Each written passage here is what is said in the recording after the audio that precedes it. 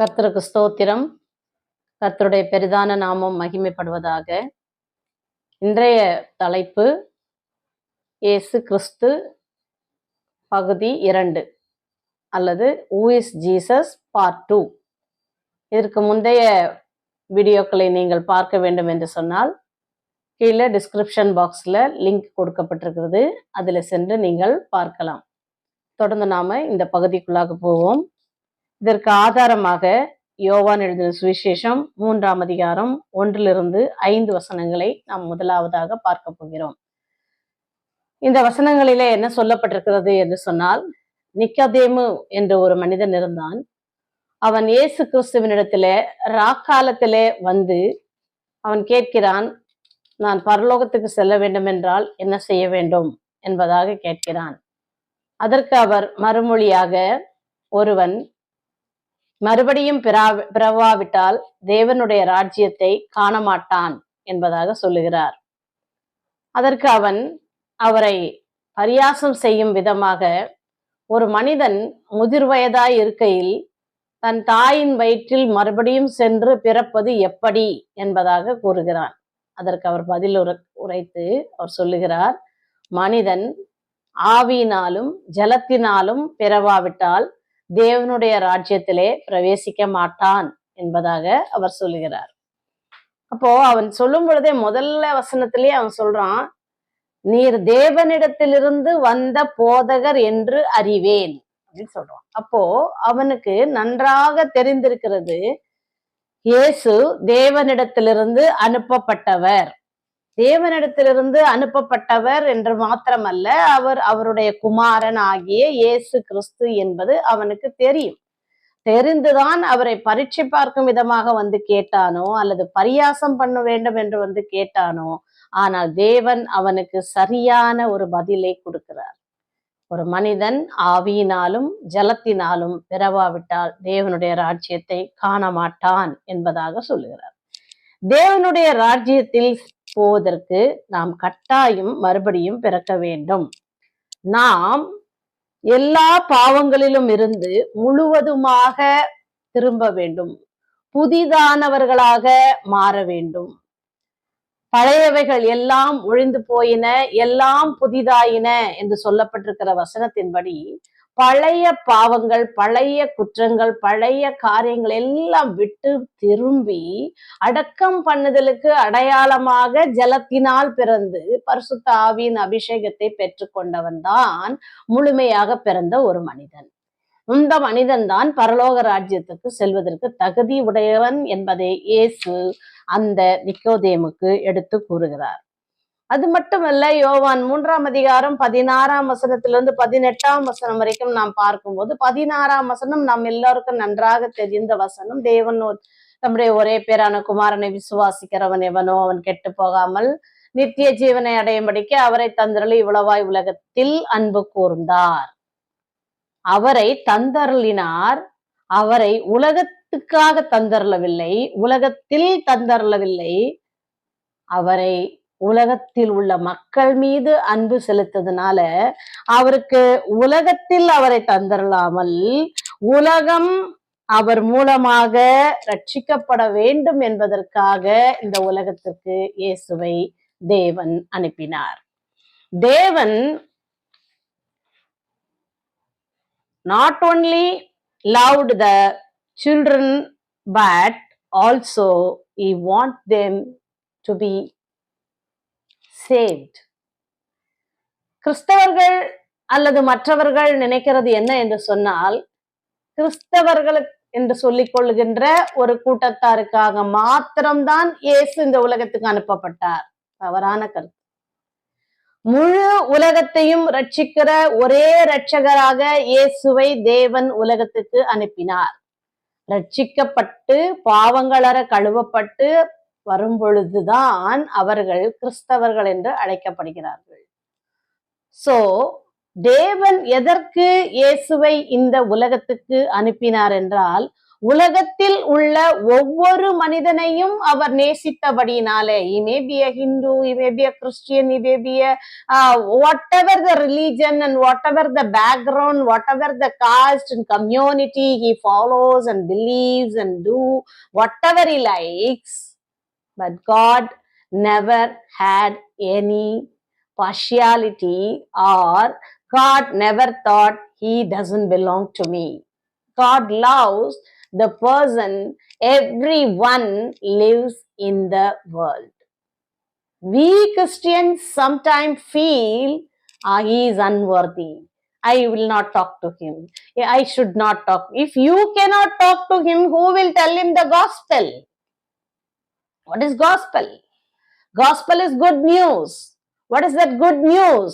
That Jesus came into this world to die for the salvation of the whole world. The person one who lives next to your house belongs to Jesus. You don't know that. You sometimes don't realize it. Please, my dear Christians, don't have a long neck before them that you alone can go to heaven and others can go to the hell. Don't condemn them. They are all the people. This small idea every Christian must understand. Then they will start loving everybody. Love is important. So love your neighbor. God said love your neighbor. God never said love the Christian who lives next to you. Love the Christian one who sits next to you. நீங்கள் உலகத்தில் இருந்தாலும் உலகத்தார் அல்லாதது போல வாழுங்கள். You should have a life difference in living between them and you, and your life must be an example or a sample to them to follow Christ. If you are not talking to them, if you are not sharing your love with them in any way, simply take your Bible and go to the church and tell them one day, see them and tell them one day Jesus loves you. They never believe it because they cannot find the love of Jesus in you. If you want to save the souls, if you have that burden of saving the souls, you have to behave like Christ. Christ-like love. Christ-like openness. Christ-like sacrifice. Why should I? If you ask why should I, there you die as a Christian. There you meet the death of a Christian life. You are not supposed to ask why should I? Because you are separated from them.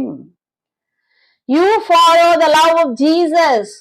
You follow the love of God, one who sacrificed his only son for the world. அவருடைய ஒரே பேரான குமாரனை இந்த உலகத்துக்காக அர்ப்பணித்த தேவனை நாம் பின்பற்றுகிறோம். எனவே நாம் நம்மில் அன்பு கூறுக. ஒன்லே ஒரு கண்டிஷன் தாங்க சொன்னாங்க. Love your neighbour as yourself.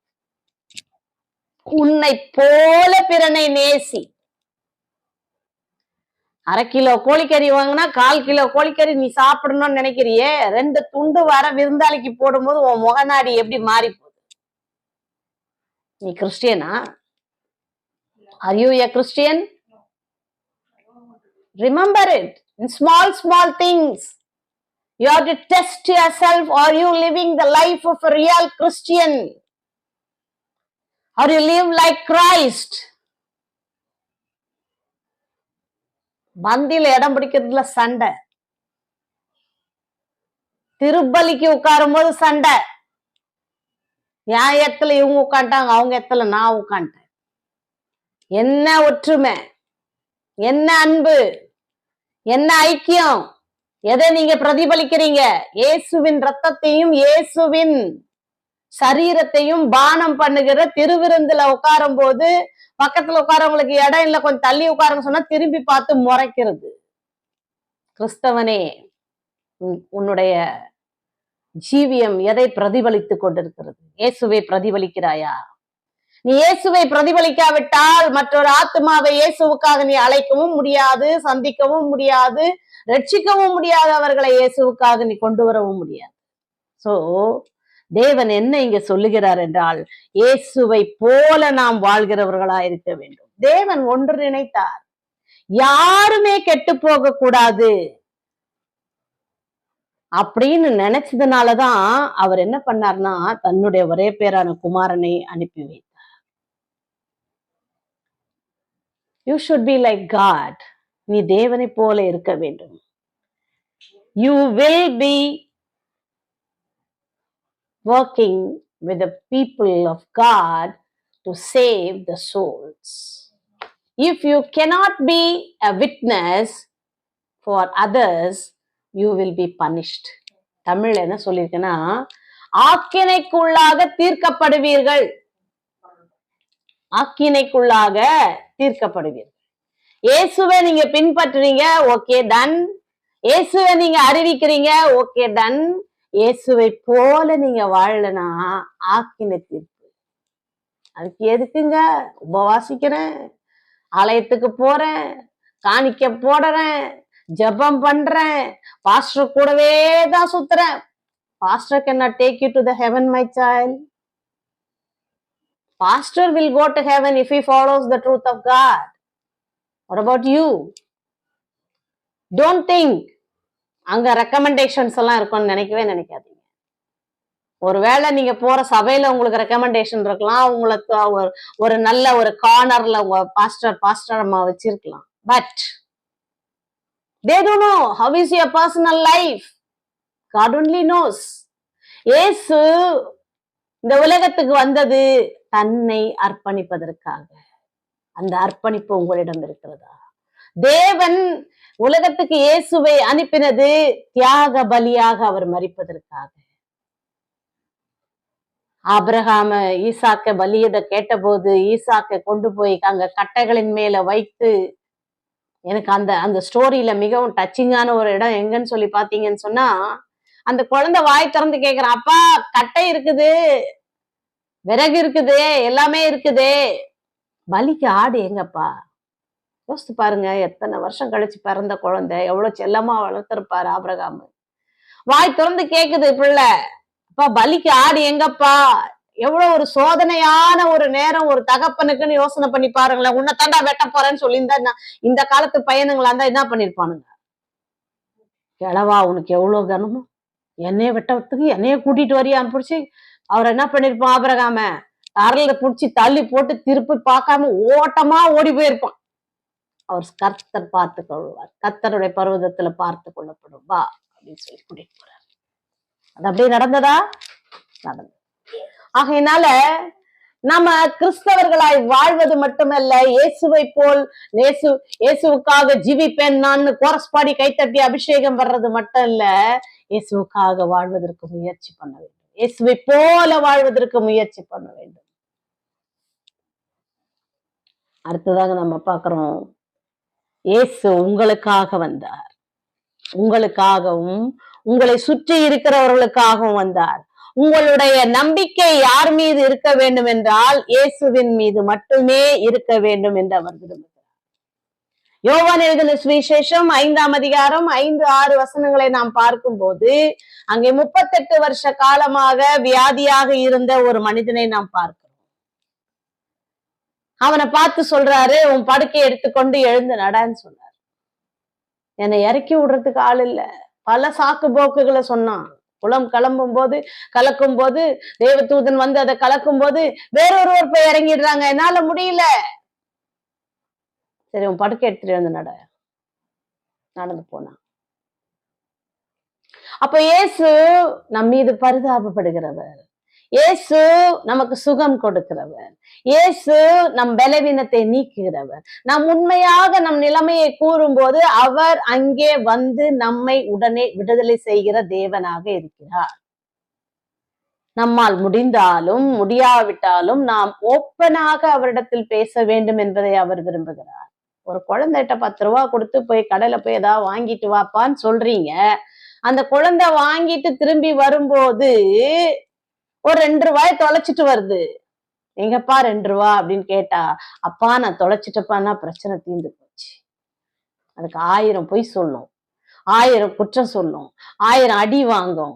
அதுக்கப்புறமா சொல்லும் சமாதானமா அப்பா ஆயிட்ட அப்புறம் 1 நாள் இல்ல 2 நாள் கழிச்சு சொல்லும், அப்பா நான் அந்த 2 ரூபா தொலைச்சிட்டேன்ப்பா, நான் எதுவும் வாங்கி சாப்பிடலப்பா. இன்னைக்கு நிறைய கிறிஸ்டியன்ஸ் இப்படிதான் இருக்கும். அந்த குழந்தையாச்சும் 2 நாள் கழிச்சு சொல்லிடுச்சு. இன்றைக்கு இருக்கிற கிறிஸ்தவர்கள் எப்படி இருக்கிறோம்? இன்றைக்கு இருக்கிற தேவனுடைய பிள்ளைகள் எப்படி இருக்கிறோம்? நான் பரிசுத்தவான், என்னை ஒருவரும் குறை சொல்ல முடியாது. நான் சிறு வயதிலிருந்து இப்படி வளர்க்கப்பட்டேன், நான் அப்படி போதிக்கப்பட்டேன், நான் இப்படி இருந்தேன், நான் அப்படி இருந்தேன். No no no no no. Jesus knows you very well than anybody else. இயேசுக்கு உன்னை பத்தி நல்லா தெரியும்பா.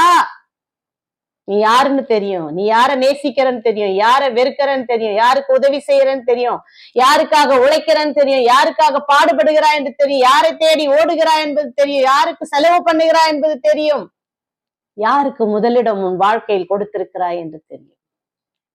So be careful, love God and serve God. யோவான் எழுதின சுவிசேஷம் 6:35 இயேசு சொல்கிறார், ஜீவ அப்பம் நானே. அதே யோவான் எழுதின சுவிசேஷம் 8:12 சொல்றார், நானே ஒளியா இருக்கிறேன்.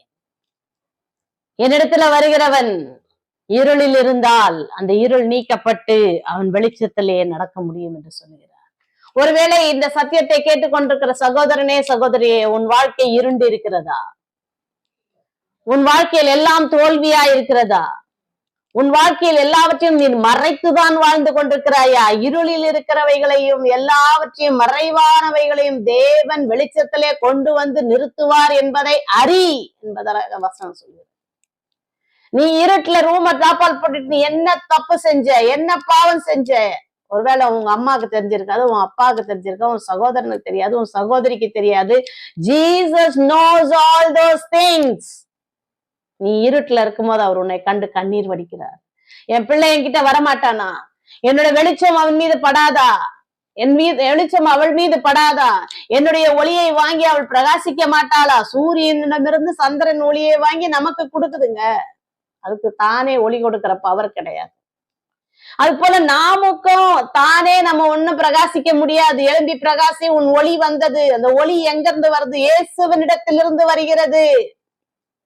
நானே ஒளியாயிருக்கிறேன், என்னை விசுவாசிக்கிறவன் இருளிலே நடவாமல் வெளிச்சத்திலே நடக்கிறான் என்பதாக சொல்லுகிறார். சோ அந்த வெளிச்சத்தை பெற்றுக்கொள்ளும் போது நாம் ஜீவ ஒளியை பெற்றவர்களாக மாறுகிறோம். சின்ன வயசுல எங்களுக்கு ஒரு சின்ன கோரஸ் தெரியும், இயேசு கற்பித்தார் ஒளி வீசவே. எதுக்கு கற்பித்தார் இயேசு? ஒளி வீசுங்கள், சுடரொளி பட்டயங்களாயிருங்கள், அப்படிதான் கற்பித்தார். இயேசு ஒரு நாளும் இருட்டுல இருக்கிறத விரும்ப மாட்டார். ஏன்னா அவர் இருளை நீக்கும்படியாக வந்த ஒளி, ஜீவ ஒளி அவர். அவரிடத்தில் நீங்கள் திரும்பும் போது உங்களுடைய வாழ்க்கை இருளாக இருந்தாலும் அது முழுவதுமாக ஜீவ ஒளியாக மாறுகிறது. அடுத்ததாக யோவான் 11:25 பார்க்கும்போது, நானே உயிர்த்தெழுதலும் ஜீவனுமாயிருக்கிறேன் என்றார். யாருங்க சொல்ல முடியும் நான் உயிர்த்தெழுதலும் ஜீவனுமாயிருக்கிறேன்னு? உயிரோட எழுந்தவங்க தான் சொல்ல முடியும். Just imagine, உங்க தாத்தா உங்களுக்கு தெரிஞ்சு செத்திருப்பாரு, உங்க பாட்டி உங்களுக்கு தெரிஞ்சு மரணித்திருப்பார்கள், உங்க தாய் தகப்பன் ஒருவேளை உங்களுக்கு தெரிந்து மரணித்திருப்பார்கள், உங்களோட உறவினர்கள் உங்களுக்கு தெரிந்து மரணித்திருப்பார்கள், தேசத்தினுடைய தலைவர்கள் உங்களுக்கு தெரிந்து மரணித்திருப்பார்கள், நடிகர்கள் நடிகைகள் பெரிய all great men and women உங்களுக்கு தெரிந்து மறைத்திருப்பார்கள். அவர்களை யாராவது உயிரோட வந்திருக்காங்களா? அவங்களுடைய யாருடைய கல்லறையாவது திறக்கப்பட்டிருக்கிறதா? I can challenge, the only tomb grave that was open till today is Jesus' grave. Jesus' grave, the grave of Jesus. That is the only grave opened. Jesus' body was kept inside there for 3 days. After that, he resurrected and he did the will of God. நானே உயிர்த்தெழுதலும் ஜீவனுமாயிருக்கிறேன், என்னை விசுவாசிக்கிறவன் மரித்தாலும் பிழைப்பான். இந்த உலகத்துல மரித்தால் நித்திய ஜீவன் நமக்கு உண்டு. அந்த நித்திய ஜீவன் உங்களுக்கு வேண்டுமா? இயேசு கிறிஸ்துவை விசுவாசிகள், அவரே உயிர்த்தெழுதல் என்று நம்புங்கள், அவரே ஜீவன் என்று நம்புங்கள். கர்த்தர் உங்களுக்கு அந்த எழுவதற்குரிய பாக்கியத்தை கட்டளையிடுவார். 2 தீமோத்தேயு 2:8 பார்க்கும்போது, தாவீதின் குலத்திலே உருவான பிறந்த கர்ப்ப பிறப்பாகிய இயேசு மரித்தோரிலிருந்து எழுப்பப்பட்டார் என்பதை நினைத்துக் கொள்ளுங்கள் என்று எழுதப்பட்டது. அவர் மரித்தோரிலிருந்து எழுப்பப்பட்டார். யோவான் 12:2-8 என்ன கூறுகிறது? என்னை தள்ளி என் வார்த்தைகளை ஏற்றுக்கொள்ளாதவனை நியாயம் தீர்க்கிறது ஒன்று இருக்கிறது என்று சொல்லியிருக்கிறார். யோவான் 20:29 பார்த்து சொன்னா, அதற்கு இயேசு, தேவனே, என்னை தோமாவே, நீ என்னை கண்டதினாலே விசுவாசிக்கிறாய், காணாமல் விசுவாசிக்கிறவர்கள் பாக்கியவான்கள் என்று சொன்னார். தோமா இயேசு கிறிஸ்து மரிச்சிட்டாரு. எல்லா சிஷ்யர்களும் பயந்து நடுங்கி ஒரு அறையில, பூட்டப்பட்ட அறையில இருக்கிறாங்க. அதுக்கு முன்பாகவே இயேசு வந்து போயிட்டாரு. இந்த தோமா இருக்கும்போது இயேசு வராரு. அப்போ பூட்டப்பட்ட அறைக்குள்ள வந்திருக்கிறாரேன்னு கூட ஒரு நம்பிக்கையில பாருங்களேன். பூட்டப்பட்ட அறைக்குள்ள வர்றது இம்பாசிபிள்.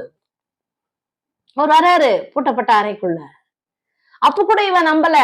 கேக்குறான், உங்களுடைய கைகளிலும் உங்களுடைய கால்களிலும் ஆணி அடித்த இடத்துல உங்களுடைய விழாவிலும் நான் என் கையை போட்டு பார்த்தா தான் நான் நம்புவேன். See how stupid. கூடவே இருந்தவன்பா. அவர் சாப்பிடும் போது சாப்பிட்டான், அவர் தண்ணி குடிக்கும் போது குடிச்சான், அவர் தூங்கும் போது தூங்கினான், அவரோடு கூடவே போனான். அவர் செய்த அதிசயங்கள் அற்புதங்கள் எல்லாத்தையும் கண்ணார கண்டவன். காயத்துல போட்ட பார்த்தா தான் நம்புவேன் அப்ப சொன்னாரு, தோமாவே, நீ கண்டதுனால விசுவாசிக்கிற, காணாமல் விசுவாசிக்கிறவர்கள் பாக்கியவான்கள்.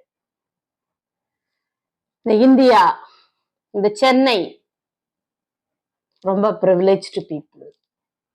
Why? Because the same Thomas came to India, gave his life for the Indians, and he did his ministry, and he sacrificed his life. இன்றைக்கும் அவருடைய கல்லறை சென்னை பட்டணத்திலே இருக்கிறது. உண்மையாகவே நண்பர்களே, இந்த தேசத்தை, இந்த பட்டணத்தை தேவன் எவ்வளவு நேசித்திருந்தால் இந்த இடத்துக்கு தம்முடைய 12 சீஷர்களில் ஒருவரான தோமாவை, அவரை கண்டாதான் விசுவாசிப்பேன் அப்படின்னு சொன்ன அந்த தோமாவை நம் நாட்டுக்கு அனுப்பினார். நீங்களும் நானும் இன்னைக்கு கிறிஸ்தவர்கள் என்று நம்ம காலர் தூக்கி விட்டுக்கிட்டு நம்ம கிறிஸ்தவர்கள் என்று நாம் வாழ்ந்து கொண்டிருக்கிறோமே. சிலர் சுபிட்சமான வாழ்க்கையை வாழ்கிறார்களே, அளவுக்கு மீறின வசதிகளை கொண்டு இயேசுவின் நாமத்தை கொண்டு வாழ்கிறார்களே, அதற்கெல்லாம் காரணம் யார் தெரியுமா? தன்னை தியாக பலியாக இந்த நாட்டிலே ஒப்பு கொடுத்த தோமா, கண்டு விசுவாசித்த தோமா, விசுவாசத்தில் குறைவுள்ளவனாயிருந்த அந்த தோமா, பரிசுத்த ஆவி அவர்களுக்குள் ஊற்றப்பட்ட போது, மேல் வீட்டறையிலே காத்திருந்த போது பரிசுத்த ஆவியானவர் வந்து இடத்தை அசைக்கத்தக்கதாக இருதயங்களிலே ஊற்றப்பட்ட போது வந்த தைரியம் இந்திய நாட்டுக்கு அவரை கொண்டு வந்தது. தியாக பலியாக அவரை மரிக்க வைத்தது. இன்றைக்கும் கிறிஸ்தவனே, கிறிஸ்தவை அறியாத மக்களே, இயேசுவை ஏற்றுக்கொள்ளுங்கள், இயேசுவை நம்புங்கள், இயேசுவை விசுவாசியுங்கள், இயேசுவுக்கு நேராய் திரும்புங்கள், ரட்சிப்படையுங்கள், ஞானஸ்நானம் பெறுங்கள், பரிசுத்தாவின் அபிஷேகத்தை பெற்றுக் கொள்ளுங்கள். உலகம் எங்கிலும் சாட்சிகளாய் கர்த்தர் உங்களை கொண்டு போவார். ஆகவே நாம் எதற்கு பயப்படுகிறோமோ அதனால நாம் ஒரு பலனையும் அடைய முடியாது. நாம் விசுவாசத்தோடு இருப்போம் என்று சொன்னால் ஆசீர்வதிக்கப்படுகிறோம். நம்மிடத்தில் விசுவாசமும் நம்பிக்கையும் இருக்கும் பொழுது நம்முடைய ஜீவியம் ஆண்டவருக்கு பிரியமானதாக மாறுகிறது. அடுத்ததாக, இயேசு ஒருவரே வழி. இயேசுவும் வழி அல்ல. பரலோகத்துக்கு செல்வதற்கு இயேசுவும் வழி அல்ல, இயேசுவே வழி. இயேசு ஒருவரே வழி, இயேசு ஒருவரே சத்தியம், இயேசு ஒருவரே ஜீவன். அவரில் உள்ள ஜீவன் நமக்குள்ளாக ஊதப்பட்டிருக்கிறது. நமக்குள்ளாக நாம் வாழ்ந்து கொண்டிருக்கிறோம். அந்த ஜீவன் நம்மை விட்டு எடுபடும் நாள் வரும்போது நாம் மரித்து போகிறோம்.